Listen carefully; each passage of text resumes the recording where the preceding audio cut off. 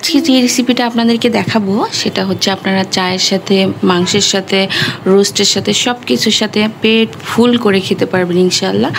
Welcome back করছি আমার চ্যানেলে। আসসালামু আলাইকুম এভরিওয়ান। আশা করছি আল্লাহর রহমতে আমরা সবাই অনেক ভালো আছি। চলুন তাহলে মূল রেসিপিতে যাওয়া যাক। আমি এখানে হচ্ছে 1.5 কাপ ময়দা নিয়ে নিব। এটা আমি ময়দা দিয়ে করেছি, আপনারা চাইলে কিন্তু আটা দিয়েও করতে পারবেন। আটা দিয়ে করলেও কিন্তু বেশ ভালো হয়, কোনো রকম ফ্লাফি কম হয় না, শুধু টেকনিক জানতে হয়। এখানে আমি ইস্ট আর হচ্ছে 2.5 টেবিল চামচের মতো গুঁড়া দুধ আর 2 টেবিল চামচ চিনি, স্বাদ মতো লবণ অ্যাড করে দিচ্ছি। আর একটা কথা, এখানে যদি কেউ চান যে লিকুইড দুধটা ব্যবহার করবেন সেটাও করতে পারেন, কিন্তু আমি হচ্ছে গুঁড়া দুধটা ব্যবহার করলাম। আর এখন কুসুম গরম পানি নিয়ে একটা সফট ডো তৈরি করে নিব। এখানে আরেকটা টিপস হলো, আপনারা যখন এই কুসুম গরম পানিটা নেবেন, কুসুম গরমই নেবেন, এর থেকে বেশি গরম নেবেন না, তাহলে কিন্তু ইস্টের কার্যক্ষমতা নষ্ট হয়ে যায়, তখন কিন্তু আর ফ্লাফি হয় না। এখন আমি খুব ভালো করে সফট একটা ডো তৈরি করে নিয়েছি, আর উপর দিয়ে দেখতে পাচ্ছেন তেল মেখে আধা ঘন্টার জন্য রেস্টে রেখে দেব। যেহেতু গরমের দিন, আধা ঘন্টাই এনাফ, আপনার বেশি রাখতে হবে না।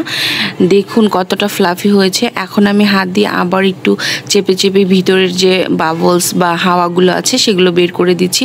খুবই স্টিকি হয়েছে। আর একটা কথা হলো কি, এটা যতটা সফট হবে, আপনার এই নান বলেন, রুটি বলেন বা ব্রেড বলেন, যাই বলেন না কেন, যেটাই বানান না কেন, খুবই ফ্লাফি হবে আর খুবই ভালো হবে। এই জন্য যতটা সম্ভব কিন্তু একটু সফট করে নিতে হবে। এখন আমি হাত দিয়ে চেপে চেপে একটা রুটি শেপ দিয়ে নিয়েছি। আপনারা চাইলে ফ্রি বেলুনে দিতে পারেন। আর উপর দিয়ে আমি একটু সাদা তিল দিয়ে দিলাম। এটা দিলে কিন্তু ভাজার পরে খেতে কিন্তু অনেক অনেক বেশি মজা হয়। আমি আবার একটু দেখতে যাতে সুন্দর লাগে এজন্য মাঝখানে একটা কিচমিচ আর হচ্ছে একটু দেখেন দাগ কেটে দিয়েছে। আপনারা চাইলে নাও দিতে পারেন, স্কিপ করতে পারেন, দিলে একটু দেখতে সুন্দর লাগে। আর এই যে আমার কিন্তু একটা ভেজে নেওয়া হয়ে গিয়েছে, দেখতে পাচ্ছেন মাশাআল্লাহ কতটা সুন্দর হয়েছে। এটা ভাজতেও খুব বেশি সময় লাগে না। আর এই যে এক এক করে আমি সবগুলো ভেজে নিয়েছি, দেখুন তাহলে একবার। আর এটা যে কতটা ফ্লাফি হয়েছে আর কতটা সফট হয়েছে আপনারা দেখে হয়তো বা বুঝতে পারছেন। এটা খুবই গরম ছিল, এই জন্য আমি ধরে আপনাদেরকে ওইভাবে প্রপারলি দেখাতে পারছিলাম না, কারণ এটা আমি গরম গরমই জানি শেষ হয়ে যাবে, এজন্য আমি গরম অবস্থাতেই আপনাদেরকে দেখিয়ে দিলাম। আর এটা যে এত মজা, বাসায় যদি কোনো ছানাপোনা থাকে তারা তো এক নিমিষেই শেষ করে দিবে। আর এটা কিন্তু বাচ্চাদের টিফিন থেকে শুরু করে আপনারা চায়ের সাথে সব কিছুর সাথে একদম পারফেক্টলি যাবে।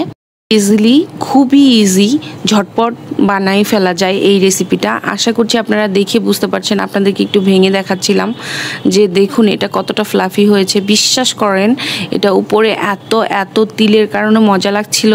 আপনারা কিন্তু মাছ দেওয়ার